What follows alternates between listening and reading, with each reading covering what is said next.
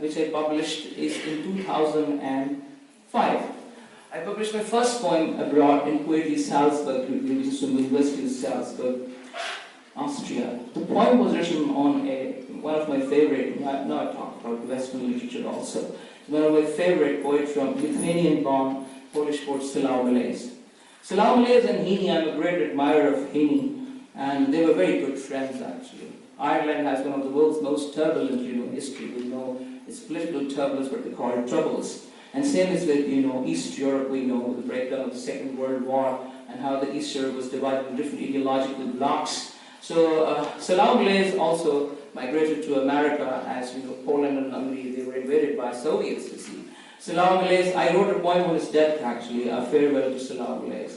That poem was published. When this poem was published, and I discussed with a couple of my friends who had some interest in poetry, they asked me why you wrote a poem on a poet who has nothing to do with this part of the world. They initiated a guilt process actually. I had to stop myself feeling guilty about things, that why you are not writing about writers of this part of the world. So these kind of questions, you see, in the very initial phase troubled me a lot. But I overcome them. I have to be honest about my process, that this first poem that got published is actually about a European poet, about a European writer. Later on, I started writing poems in which I gave a lot of dedications to poets like Fazil and Faz, you see, because I was also reading this literature while also reading that literature. So I think, coming back to the question, so I kept on publishing poems abroad. I also published in Vassifrey, some of other prestigious. Poetry Wales has recently accepted my one poem. I sent my poems 10 times, they rejected. Now they accepted one poem. After 10 rejections, they accepted a poem. I still have not been able to publish in a magazine like Poetry Review, but I have published in the Rialto recently. These are some big poetry magazines. The Paris Review has rejected me 10 times. You see, but you have to have that resilience, and especially in poetry, I tell you. Because in poetry you need a lot of resilience. You have to hold your ground actually. And coming from this part of the world, it's even more difficult because there are no publishers, there is no encouragement actually. And when you talk about the Canon, the situation is more critical actually. It's loaded with crisis actually. I have a very very humble opinion. It's just personal mind. I think that Pakistani canon of poetry in English is very hard to identify unless you get in explaining a culture that is Urdu. Does English achieve that finally, in your opinion? Yes and no. That's a plain answer. But let's get into what you asked. I think because I do not live a life in which I was alien to my literature. So many people live in this part of their life completely alien to their regional literature and their regional ethos. It's their choice.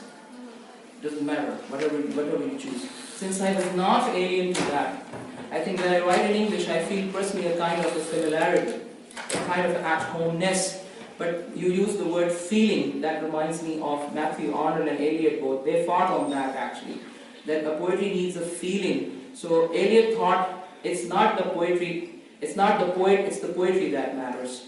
Matthew Arnold says it's poetry that matters first, poet that matters. Because Matthew Arnold used the word disinterestedness, he used the word depersonalization. So when we talk about feeling, I think when you are born into, if you're born into a language and culture, and you write into a different language of culture, the question of feeling is definitely there. I think I can say that I do not have any burden, when I write in English. I do not feel any burden actually. It's like disburdening yourself, on the contrary. Sometimes when I read classics and works of English literature, I cannot write stuff about my home, my personal life. I feel it's sort of distance. Why? I don't know. That's what I'm talking about that. Yeah. You're very honest if you say that, yeah. But why? I don't know, maybe the words do not achieve my, are not able to, express what I'm trying to say, There's some things in my culture, and like the words like tehzeeb and something like that, they don't have an English equivalent, right? Thank you very much to the theorists. They have fixed this problem. They call it lingual hybridity, actually. All right. The first poem of this poem, I've used the Persian word rakasa. You see, the dancing courtesan for rakasa is a Persian word actually. Raqs, इसका जो अखज़ मादा है, जिसकी etymological है, वो रक्स के अंदर है. There is, I find that English में कोई इसका alternative नहीं है. So when you think इसका alternative नहीं है, then you should use these words. Otherwise, एक fashion है. I don't like it. I think a local word should become irresistible for you. Then you bring in it. And this brings us to the point of, again, the concept of Pakistani idiom. That your thought processes, they are being informed by your own local indigenous traditions. It doesn't matter whether you're expressing them in English or Urdu or any other language. So yes, you're very right that the Persian or Arabic and the Urdu words, they can easily become the part of your English language expression. And if you're talking from their perspective, actually you are enriching the language by this. Yeah. You are actually enriching the language by doing this. Sorry. I think if I'm not wrong, I may be wrong. I think Bilal Mushtaq will introduce his book. I think उसमें किसी Pakistani writer से जब उसने पूछा, he says I'm not Pakistani writer. So I think I know the writers. Yeah, thank you very much. You named this. I think writers hate to. I find it perfectly right that writers do not want to be tagged, with national identity. This is very complex indeed. Why they do not want, I do not know. I mean, there are many reasons. Some reasons are very, very subjective, which is fine because you do not write for one audience, you write for the whole world. In fact, the writers are not confined to one place.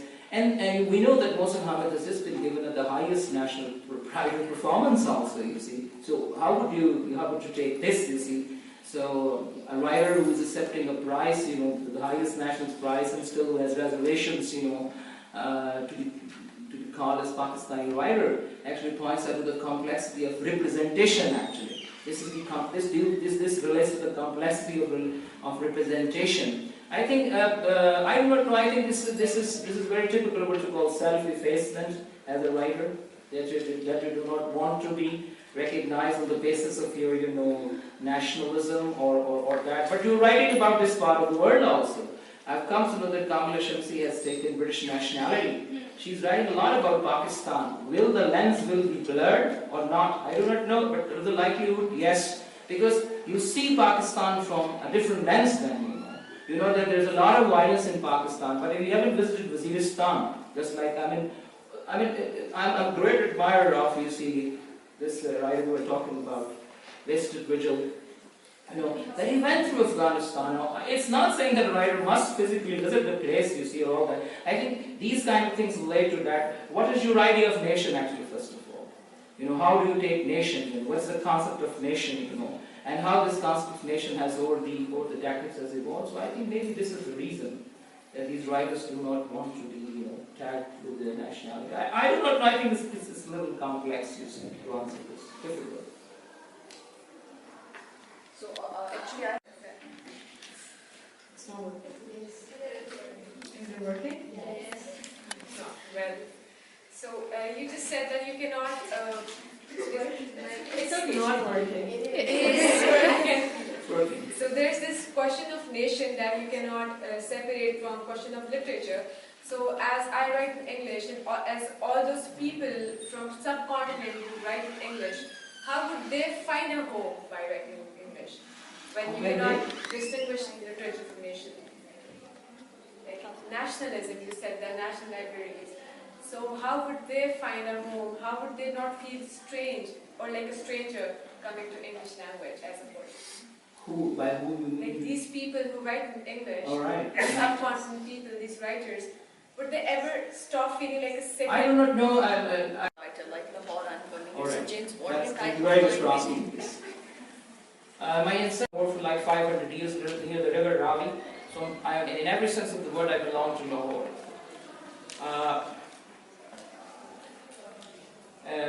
You say the title, all right, and why. So I was brought up, I was born and brought up and bred, and I was bred in Lahore. It's architectural beauty, it's history, it's part of my life. It's a landscape which is dappled with literary, spiritual, mystical, things, you see. And it's since my childhood, I'm visiting this. I'm born in the inner city of Lahore, so I know what is the inner city of Lahore, the courtesans, you see, and the dancing girl bazaar, and the fort and everything, the royal mosque. So this whole thing is a part of the system actually, of the poetic system and the very physical system actually. So I think, when you say it's the title, it's I am, it's like if you lived abroad for 5 or 6 years, you see, if you read the title poem, the whole thing, you will come across that how it is, that when you're coming back home, it's like you're announcing your arrival. It's not only arrival in the literal sense of the word, but in the metaphoric sense that you're announcing your arrival on the poetic landscape of the country, whatever it is. And if you read the title poem and other poems about Lahore, you will see that how the city of Lahore preoccupies. It's more, somebody said it's like 20 or 30 poems which are about city of Lahore. But there are poems which are also about other cities. So it's not that you confine yourself to one city. Yeah, you talk about the American Embassy. American Embassy. I wrote a poem on Copenhagen. I was in Sweden. As I'm a great admirer of Heine, I traveled from Stockholm to Copenhagen to visit the city of Aarhus. If you remember his one famous poem, Punishment, in which he says, "One day I shall go to Aarhus." Aarhus is a city which is known for one of the most ancient peaks and bogs, the Celtic reservoir, And I wrote a poem, Copenhagen, and it's just like that. You are in footsteps of great writer in this way, the kind of a kindred spirit. In the same way, the cities are connected. So I also wrote a poem on Belfast, actually, when I was in Belfast. There's a poem on Belfast, there's a poem on Stockholm, there's a poem in Copenhagen and London and Edinburgh, and wherever you go. You see, so there are other cities too, actually. It's not only Lahore. Interesting, illuminating, and catchy sort of talk. I would just like to listen to any of your favorite poems. Thank you. I want my students to listen to this one. Yeah. Sort of expresses your feelings. The English lesson is more that post-colonial. Inside a falling room, I learned the first lesson. Walls ejected sluggishly from a throat oiled by bubbles. The skin collected, jaws and palate resisted. Verbs messed up the taste buds. I traversed punctuations, but all freedoms are short-lived. The English teacher reigned the rebel in me.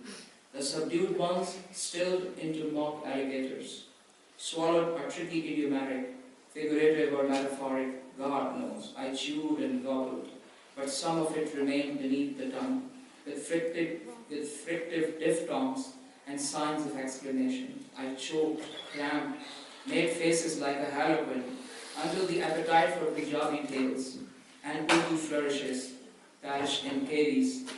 Then consonants took root. In time, the local enamel went away. They made a new denture, for I was their advanced learner. Come and pluck me. Each entry, each page is a bleeding gum.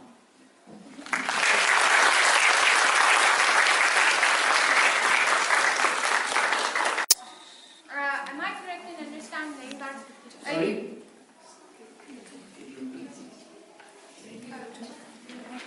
When you were talking about erecting it east and erecting it west, am I correct in understanding that you are more or less trying to act as a bridge between both these worlds? And I would also like to know how much of that have you achieved through your writing and through your poetry? How much have the presentation of the East, of the Southeast, have you achieved? And how much of those stigmas have you been able to counter and to change? Like bridging the East and West, and I think this project of bridging the East and West seems to be perennial actually now. I think as a writer I'm not preoccupied with that.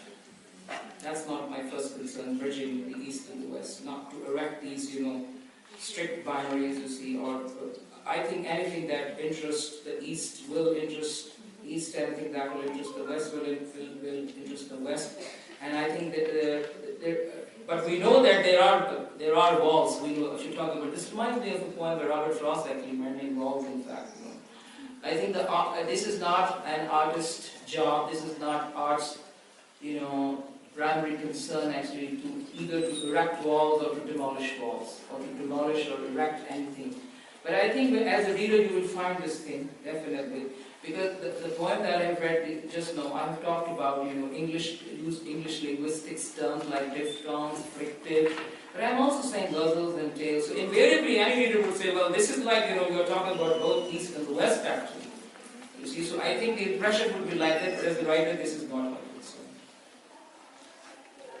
I have a question. It's a sort of a personal, not a dilemma, but it's a sort of this question. It's personal to me as well. And since you're a poet, I wanted to, and since it also came up previously, how would you define being Pakistani, like, or a nationalist? Like, why do you think some nowadays writers and poets, they don't identify themselves with the nation state? I have no problem with that. If somebody says that you're from Pakistan, I will say yes. I have no problem. But why do you think that is this? I don't know this.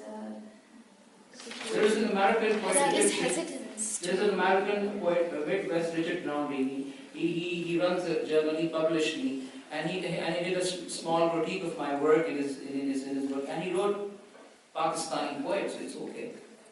So but that was the question. Because when you carry that nationalist identity, do you think that carries certain baggage with it, political baggage or cultural baggage that you want to carry or not? For instance, just an example, because I was working on Orhan Pamuk, the Turkish author, and he also does not like to call himself Turkish. He says, I am not Turkish, but I'm, sort of from that region. This is a kind of this is a writerly issue actually. What you call this is writer's subjective, very personal thing actually. It doesn't mean that when Pamuk is not Nobel laureate. Sorry? Pamuk Yes, he's a Nobel. Well, he is a Turkish Nobel laureate actually. Yes. So how would you deny that he's not a Nobel laureate from Turkey? I think the age of question value this is like. I think this has to do with the writer's persona actually. I think that writers, because they believe it's a kind of about that they are free actually. It's that spirit of the freedom that their work exudes. So I think they don't want to center themselves. It's like that they feel more decentered. And I think that they feel more happier and more creatively free. In fact,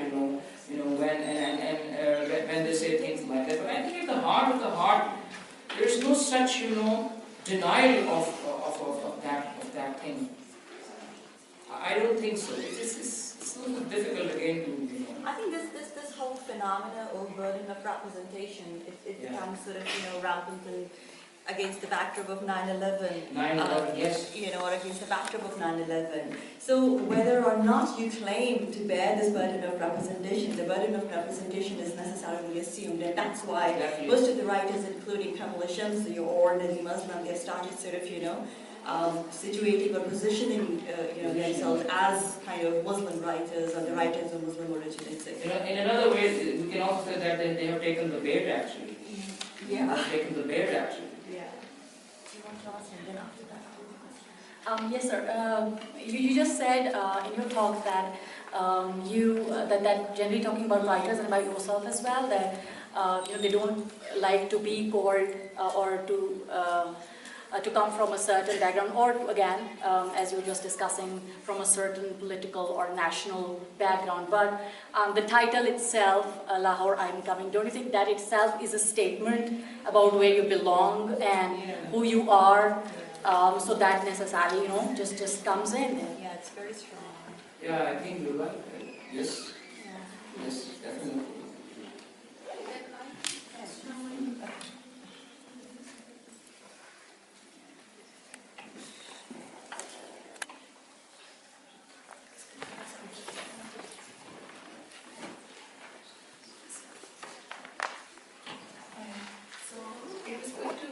About your book that Lahore I'm Coming, and perhaps it's not the first time that Lahore has been used or as a kind of embassy. Many poets they have talked about. But what I see is a kind of a shift in poetic gaze. As I said, Lahore, O city of life, O city of lives, and ocean beauty share. Then we have one Punjabi poet who has said, "Uche Boj Shah Lahore." Indeed. So metaphorically, there, let's say, the poetic gaze is somehow towards lights, towards something which is high, etc. But in your poetry, in some of the poems, there was some kind of title like "City of Dust," something which is quite near to the color of tea brown color you have used. Such, kind of metaphors. I'm happy you looked into that. So I would like to know that how do you feel about this shift? Let's say in the older generation poets, how they were taking Lahore as a topographic metaphor. They seem to be quite, confident, or rather more in, let's say, romance, or let's say they were looking at the brighter sides. Whereas your approach seems to be somehow downtrodden. How do you, comment upon that? About this gap, or let's say generation shift? Older generation and Yes, Lahore. your own perspective on that. First thing first, I think that what you quoted a few lines from the poem, like this deep brown thing. I think that Lahore definitely has been documented in different genres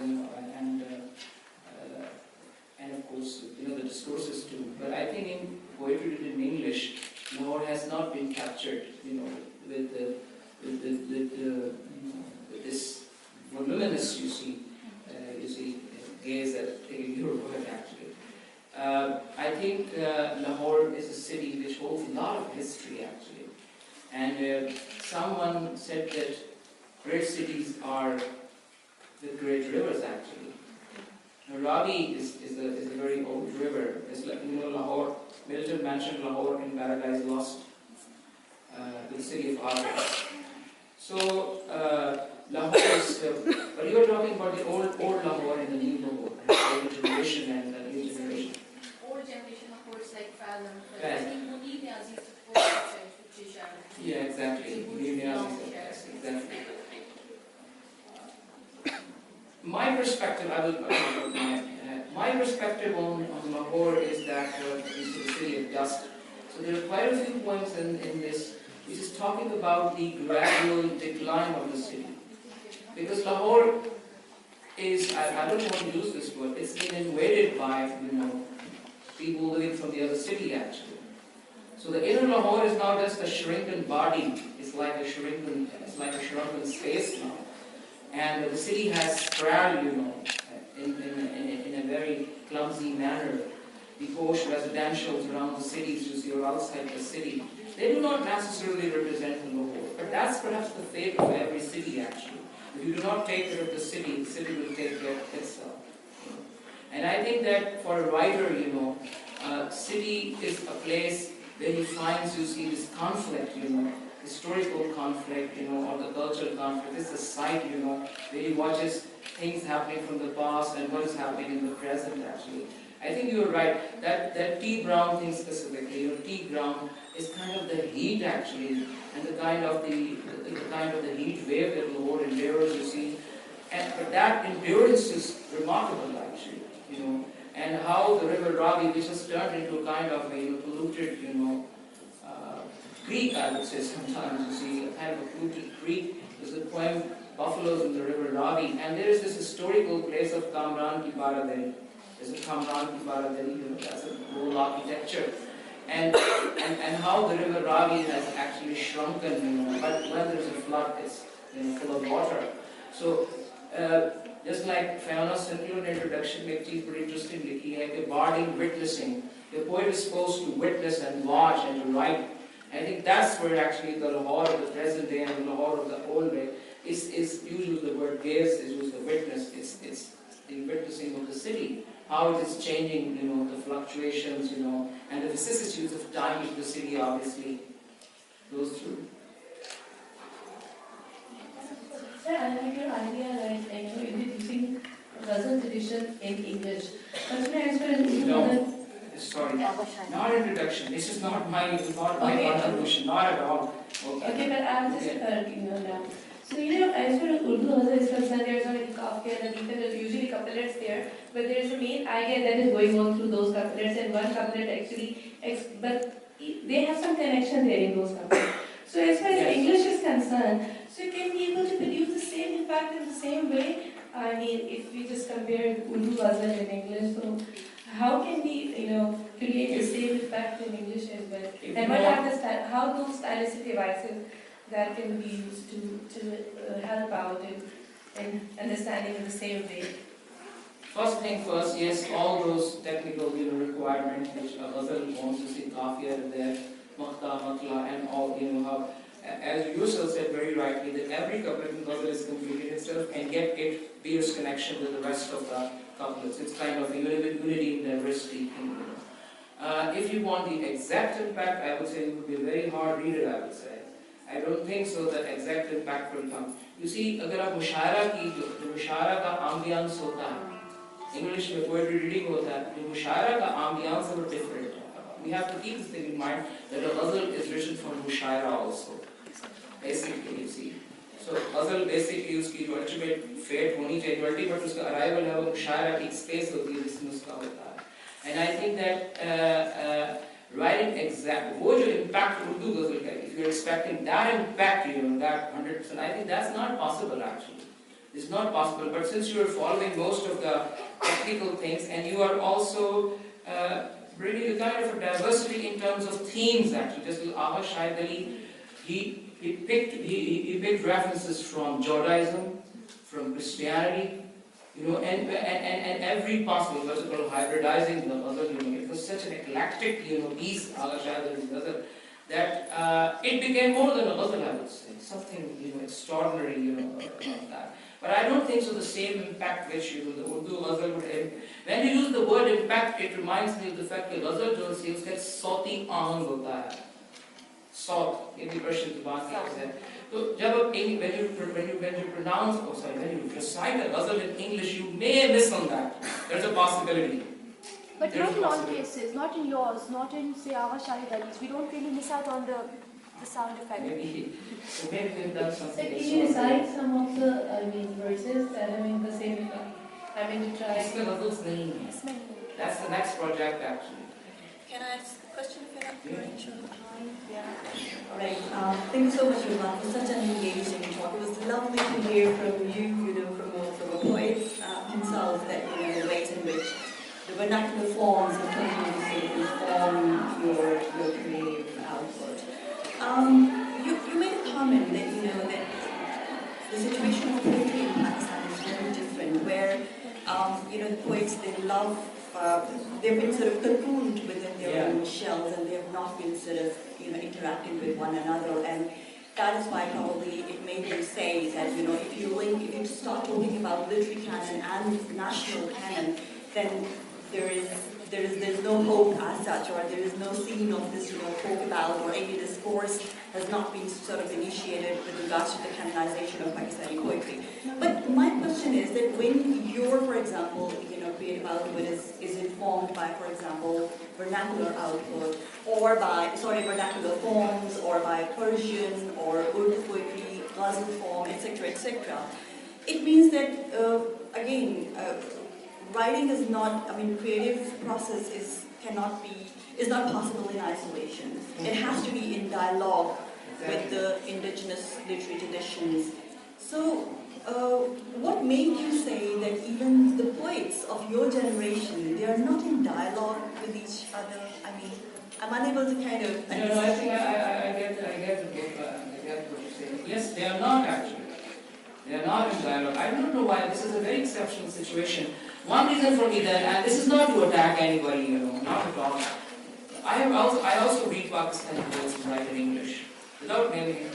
And I'm not taking any position at all. I'm just trying to say, I find that poetry written in English, specifically in the last, whosoever is the writer, they're writing poetry actually, which is somehow preoccupied with issues actually. I think a poet is not supposed to write preoccupied with issues. There's a kind of a female-centric poetry. I'm not naming Rizwan Akhtar actually. She's a very good poet. Female-centric poetry. There's a kind of a politics-centric poetry. This is not, poetry is not supposed to be like that. It should be female-centric, or it should be, but perhaps this kind of poetry sells also abroad. So the absence of dialogue is because of the reason is that the creative process is not somehow genuine actually. You know, it is a kind of poetry that is being written which is from a narrow perspective actually. I think poets do not bother about perspectives in fact. You know. They do not bother about, you know, they should write about women liberation or female empowerment or the politics or, you know, these. So Seamus Heaney in his Nobel Prize speech said a very interesting thing that he says, I have lived in times which are both marvelous and murderous, you see. So I think that a poet is supposed to capture the whole canvas, you see. And I think that's why I think perhaps Pakistani poets, they do not gel together actually. They do not gel together. They do not make it communion actually. They do not make it community actually, not a collective voice. It's very unfortunate. I mean, use the right word actually. I do not know. One thing is still, it's nagging, it nags me is that perhaps it's still, you know, it's like that Pakistani poet who writes the thing, she thinks that, oh, I am someone, you know, this air